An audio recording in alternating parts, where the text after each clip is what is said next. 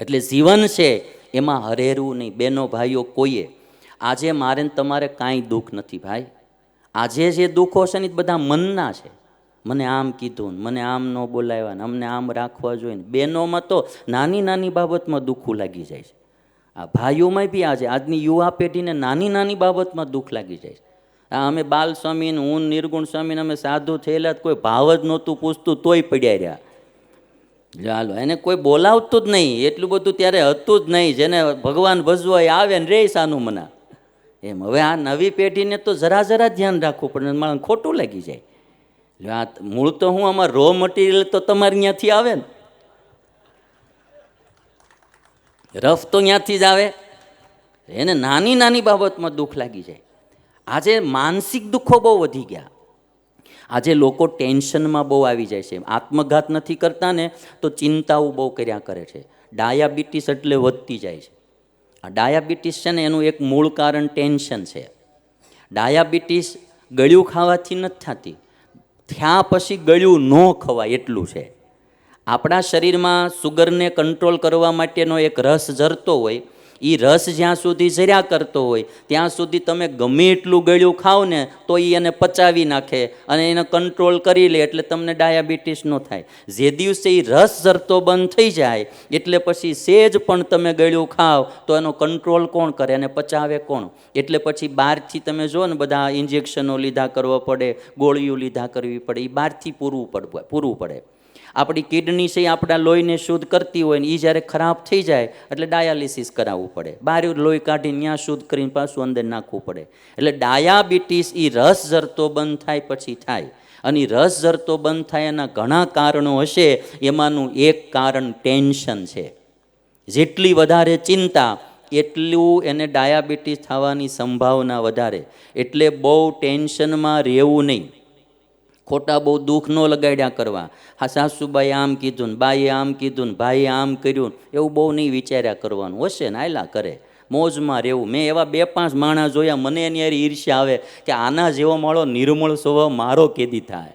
કાંઈ ટેન્શન જ નહીં. કોઈ ગમે એમ થાય, કોઈ ગમે એમ બોલે, ગમે એમ કરે, ગમે એટલી નુકસાની દુઃખ આવે તે મોજમાં મોજમાં. એવા માણસો બી છે, એને ડાયાબિટીસ ન થાય. અમુક અમારા સાધુઓને બહુ થઈ ગઈ ઈર્ષ્યાઓ કરી. હા ને તો અમારે અહીં બીજું શું હોય ટેન્શન? અમારે કાંઈ નો છોકરા પૌણાવવાનું ટેન્શન, મારા સંબંધ નથી થતા, કે નહીં કાંઈ ધંધાના ટેન્શન, નહીં કંઈ કોઈ ઉઠી જવાના ટેન્શન કે ઓલો ઉઠી ગયો ને આપણું ગયું. કોઈ પ્રકારના ટેન્શન નહીં. ઈર્ષ્યાઓમાં ને ઈર્ષ્યાઓમાં. હા 2 માણસ. અને તમારા હરિભગતનું કેવું હોય, 5 દી તમે મારી પાસે આવો અને એવા આમ પગ દબાવો ને બેહો ને સ્વામી કાંઈ સેવા હોય કહેજો ને, એટલે મને એમ થાય કે આ ભગત મારો. પછી થોડાક દી તમે 15 દી પછી બાલસ્વામી પાસે જવા માંડો. મને પછી એમ થાય કે બાલસ્વામી મારો હેરવી લીધો. આના આ દુઃખ ક્યાં કહેવા જવા? ઓઈલો તળિયા વિનાનો ગોળા જેવો હોય, બરાબર છે. એ એમ દડે જતો હોય, એને એવા કેટલી જગ્યાએ ગયો હોય, આવડા પાછા. એટલે હું અમારા સાધુને કહું, જો અહીંયા આપણે કોઈને ભેગા લઈને આવ્યા નહોતા, આપણે કોઈને ભેગા લઈને જવાના નથી. આ તો દુનિયા છે, ટપકું કરવાનું, બાકીનું આખું ગ્રાઉન્ડ આપણું. આમ કુંડાળું કરો ને તમે, આમ કુંડાળું વચમાં ઊભા રહ્યો ને એટલે પછી માથાકૂટ થાય બધી. એની કરતાં ટપકું કરીને ઊભું રહ્યો ને બાકીનું બધું જ ખુલ્લું જ રાખવાનું. પૃથ્વીનું નિશાન લઈને બાણ મારવાનું, કોઈ દી ફેલ જાય જ નહીં. લ્યો એટલે સ્વામી જો હરિપ્રિય સ્વામી, મેં તો હું વિચાર્યું, મેં કીધું આપણે માલપા કૂદવું એના કરતાં મારે તો આખું ગુજરાત મારું. લ્યો બધી જ્ઞાતિના બધાય ધર્મના લોકો આપણા. બહાર તો ઝાઝા મને બાપુ જ કહે છે. સ્વામી તો ઓછા કે કારણ ખબર જ ન હોય. આ અમારે આ બધી હિંમતનગરની ટીમ છે, એમાં સ્વામિનારાયણવાળા તો એક કોઈ નથી. પૂછો જો આ બધા બેઠા, લ્યો એક કોઈ સ્વામિનારાયણવાળા નથી. પણ હેતપ્રીત એવા બધા તમારી અરે રામેશ્વર છે શિબિરમાં બધા આવ્યા. એટલે આવી બધી ઈર્ષ્યાઓ, રાગ ને દ્વેષની માણાના ટેન્શન વધારે અને પછી માણાને ડાયાબિટીસ થાય. જેને બહુ ગુસ્સોની ટેવ હશે તમે જોજો, અને એટેક આવવાની સંભાવના વધારે. ક્યારેક અહીંથી નસ ફાટી જાય, હેમરેજ થઈ જાય, પેરાલિસિસ થઈ જાય.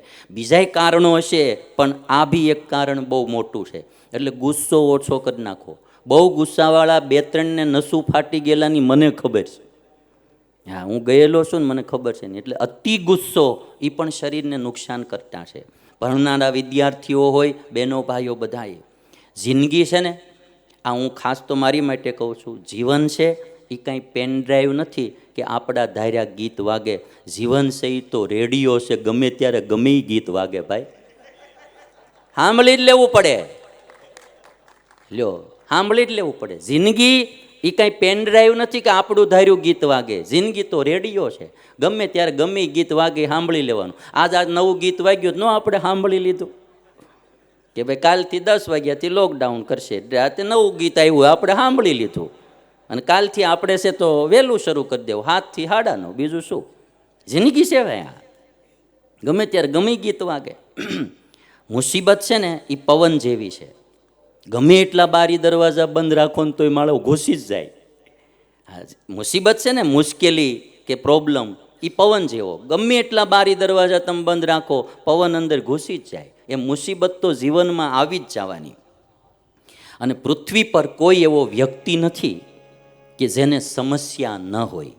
પૃથ્વી ઉપર કોઈ એવો વ્યક્તિ નથી કે જેને સમસ્યા ન હોય, અને કોઈ સમસ્યા એવી નથી કે જેનું સમાધાન ન હોય. કોઈ એવી સમસ્યા નથી કે જેનું સમાધાન ન હોય. જો ધીરજ રાખીએ તો એનું સમાધાન જરૂર મળી જશે.